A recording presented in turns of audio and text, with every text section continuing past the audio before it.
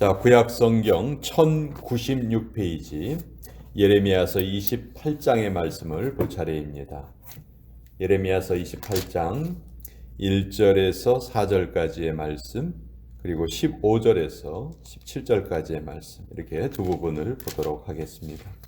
먼저 예레미야서 28장 1절에서 4절까지의 말씀을 우리 같이 읽도록 하겠습니다. 시작.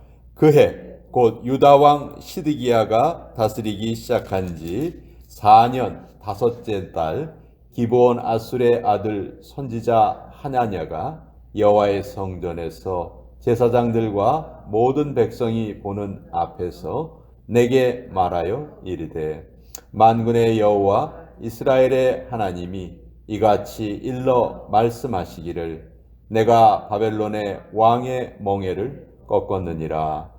내가 바벨론의 왕 느부갓네살이 이곳에서 빼앗아 바벨론으로 옮겨간 여호와의 성전 모든 기구를 2년 안에 다시 이곳으로 되돌려 오리라. 내가 또 유다의 왕 여호야김의 아들 여고니야와 바벨론으로 간 유다 모든 포로를 다시 이곳으로 돌아오게 하리니, 이는 내가 바벨론의 왕의 멍에를 꺾을 것임이라. 여호와의 말씀이니라 하니라. 15절부터 17절까지의 말씀 읽겠습니다. 시작. 선지자 예레미야가 선지자 하나냐에게 이르되, 하나냐여 들으라. 여호와께서 너를 보내지 아니하셨거늘 네가 이 백성에게 거짓을 믿게 하는도다.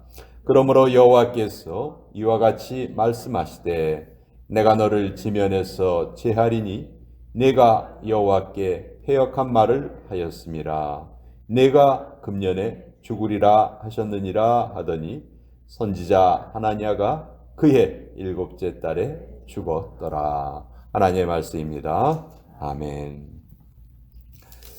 자, 예레미야서 28장에 보면 이제 참 선지자 예레미야와 거짓 선지자 하나냐, 그 두 사람이 등장을 합니다. 먼저 하나냐가 등장을 해서 모든 백성들 앞에 말을 해요. 자, 28장 1절에 보면 그해 곧 유다 왕 시드기야가 다스리기 시작한 지 4년 다섯째 달이다. 이 시드기야 왕은 남유다의 마지막 왕이에요. 남유다의 마지막 왕이 시드기야인데, 우리 꽃이 활짝 피었다가 시들어서 버려지게 되죠. 시드기야, 이름이 비슷하죠. 나라가 시들 해가지고 그래서 유다의 마지막 왕을 그 이름을 기억할 때에는 꽃이 시드는 거를 생각을 하면 조금 우리가 기억하기가 쉽습니다. 이 시드기야가 이제 마지막 11년을 다스려요. 남유다가 멸망당할 때 11년을 다스리는데, 남유다가 멸망당할 때 네 왕이 있었는데, 이 네 왕이 17, 18, 19, 20대 왕이에요. 근데 재미있는 건 뭐냐면 17대 왕이 3개월을 다스려요. 18대 왕이 11년을 다스려요. 19대 왕이 3개월을 다스리고 20대 왕이 11년을 다스려요. 아주 재밌어요. 3개월, 11년, 3개월, 11년 이렇게 통치 기간이 그렇습니다. 이 시드기야는 남유다가 망할 때 11년을 다스리는데, 이 나라가 망할 때 맨 마지막 왕이니까 이때 영적인 혼란은 우리가 생각하는 것보다 훨씬 더 극심한 혼란이 있었어요. 예레미야는 계속해서 우리가 바벨론의 침략을 받을 것이고 우린 포로로 끌려가게 될 것이다. 그렇지만 하나님이 70년이 지난 후에 다시 우리를 회복시키실 것이다. 예레미야는 계속해서 이 말을 전하고 있고, 반면에 거짓 선지자들이 그때 너무너무 많았어요. 예레미야 혼자만 하나님의 말씀을 제대로 전했고, 나머지 거짓 선지자들은 백성들 마음에 듣기 좋은 말을 합니다. 우리나라는 절대로 안 망한다. 우리의 조상이 누구냐? 아브라함 아니냐? 아브라함이 우리의 조상이고 하나님이 다윗에게 뭐라고 약속하셨냐? 너의 왕위가 영원하리라. 내가 너를 계속 지켜주리라. 하나님 그렇게 말씀하시지 않으셨느냐. 그리고 우리는 하나님께 제사를 드리는 이 성전이 이 예루살렘에 있지 않냐. 그러니 우리는 절대로 망하지 않는다. 아주 백성들이 듣기에 솔깃한 말이죠. 여러분, 자기한테 사람들은요 그래요. 듣기 좋은 말을 좋아해요. 뭐 잘못된다, 안 된다, 이거 고쳐야 된다 그러면 그런 거 듣기 싫어하거든요. 근데 성경에 나오는 예언자의 사명은 뭐예요? 예언자의 사명은 하나님의 말씀을 통해서 잘못된 것을 고쳐가는 것이 예언자의 사명이에요. 근데 그 잘못된 것을 고쳐갈 때 하나님께서 징계의 방법을 사용을 하세요. 그러니까 예언자가 선포해야 되는 내용은 징계의 내용이에요. 너희가 이렇게 하지 않으면 이런 고통을 당할 것이다. 망할 것이다. 잘못될 것이다. 그러니 돌이켜라. 그러니까 예언자의 아픔이 뭐냐면 자기가 예언하는 내용이 이루어지지 않아야 돼요. 즉 자기가 예언한 내용이 이루어지지 않으려면 백성들이 그 예언을 듣고 돌이켜야 돼요. 이것이 예언자의 어떤 면에서 보면 아픔이에요. 자기의 말이 맞지 않아야 돼요. 그래야 벌을 안 받는 건데, 그 예레미야가 우리가 눈물의 선지자라고 얘기하는 이유는 계속해서 멸망을 선포하면서도 속으로는 그 멸망이 이루어지지 않기를 바라는 그 마음이 예레미야에게 있었어요. 그리고 이때 활동했던 거짓 선지자의 아주 대표적인 인물이 하나냐라는 인물인데, 이 하나냐가 어디에서 지금 말을 하냐면 여호와의 성전에서 제사장들과 모든 백성이 보는 앞에서 예레미야에게 말을 합니다. 많은 증인들이 있어요. 성전에서 얘기하는 것이고 많은 사람들이 그 얘기를 듣고 있어요. 지금 예레미야는 어떤 사명을 받았냐면 자기의 목에 멍에를 메고 있습니다. 이게 하나님께서 예레미야에게 지시하셨어요. 네 목에 멍에를 메고 예언을 해라. 그 멍에를 통해서 너희 백성들이 바벨론에 이렇게 멍에를 맨 것처럼 끌려가게 된다 하는 것을 시각적으로 보여주는 거예요. 그러니까 예레미야가 지금 그 상태인데, 하나냐는 뭐라고 얘기하냐면 2절에 만군의 여호와 이스라엘의 하나님이 이같이 일러 말씀하시기를 내가 바벨론 왕의 멍에를 꺾었느니라. 자, 이미 바벨론은 2번이나 큰 침략을 했습니다. 그래서 그때마다 사람들을 붙잡아 갖고 성전에 있는 보물들도 다 뺏어갔어요. 근데 뭐라고 하나냐가 예언을 하냐면 3절 내가 바벨론의 왕 느부갓네살이 이곳에서 빼앗아 바벨론으로 옮겨간 여호와의 성전 모든 기구를 2년 안에 다시 이곳으로 되돌려 오리라. 하나님이 이렇게 자기를 통해서 너희에게 예언하셨다. 그러면서 이제 예레미야하고 어떻게 보면 설전을 벌리는 거죠. 예레미야는 우리는 망한다. 망하지 않으려면 빨리 회개해야 된다. 하나냐는 무슨 소리냐? 우리는 망하지 않는다. 우리가 빼앗긴 보물은 2년 안에 다 찾아올 것이다. 이렇게 두 사람이 지금 어떻게 보면 의견이 완전히 정반대의 의견이 나타나는 거예요. 그러면서 하나냐가 뭐라고 얘기하냐면 4절 마지막 부분에 여호와의 말씀이니라 하니라. 자기도 지금 여호와의 말씀을 전하고 있다 이렇게 말합니다. 자, 이해가 안 되죠. 하나님이 어떻게 한 사람에게는 이런 말을 하고 또 한 사람에는 저런 말을 하고 완전히 반대되는 말을 하실 리가 없죠. 둘 중에 하나는 잘못된 말을 하고 있는 것입니다.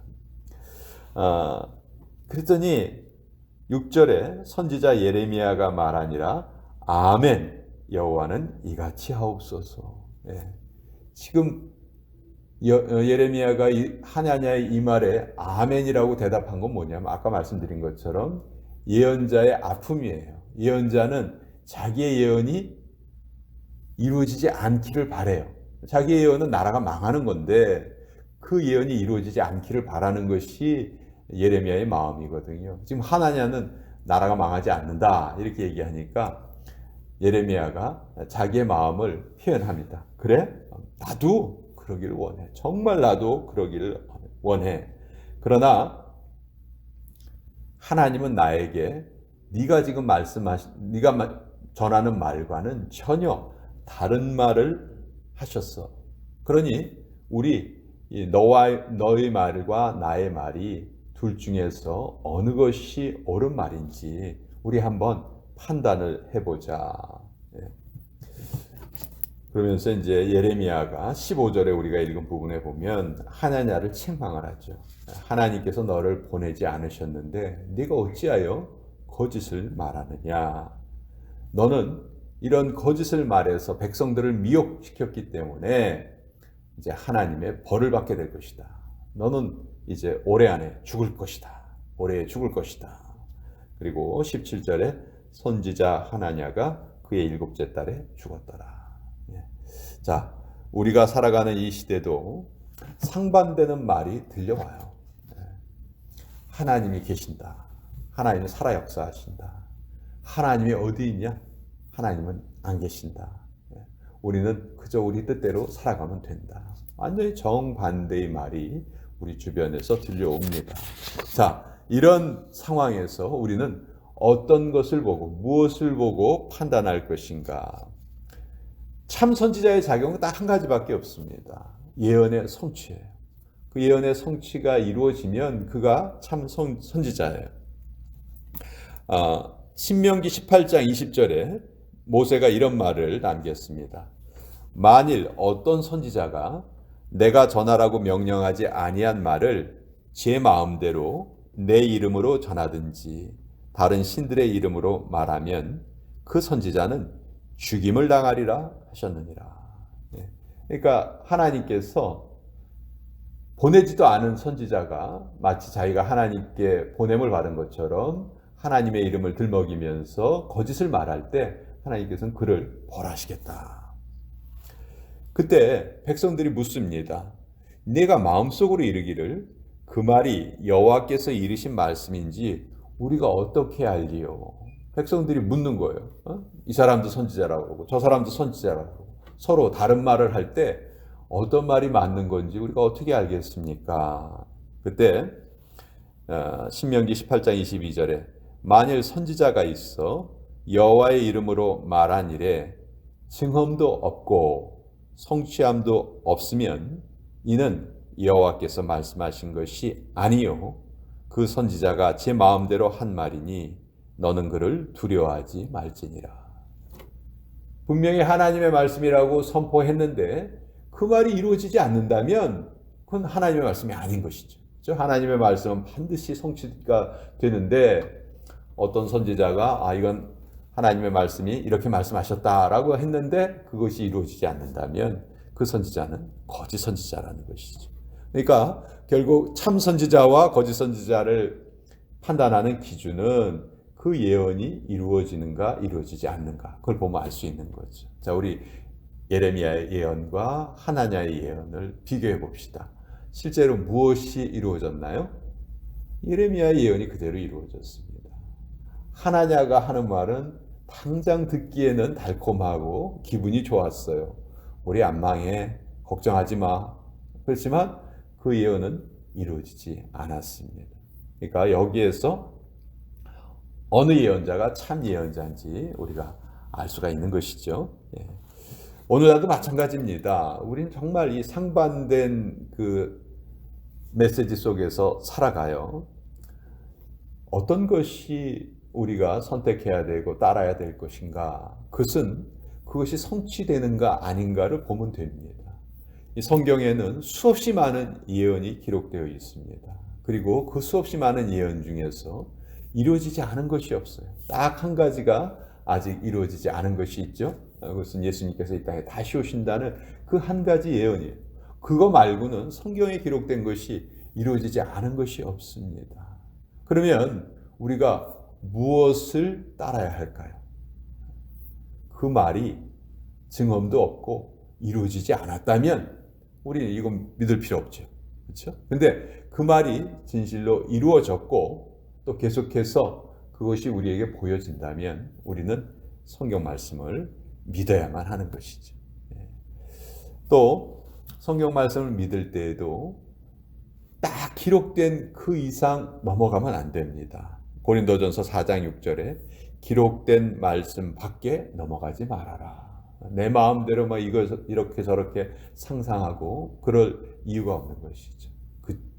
이 성경이 완성된 계시다라는 그 믿음을 가지고 이 성경이 가는 곳까지 가고 성경이 멈추는 곳에서 멈추고 그 말씀대로 따라가면 된다. 오늘 이 예레미야와 하나님, 결국 하나님께서 하나냐를 치셨죠.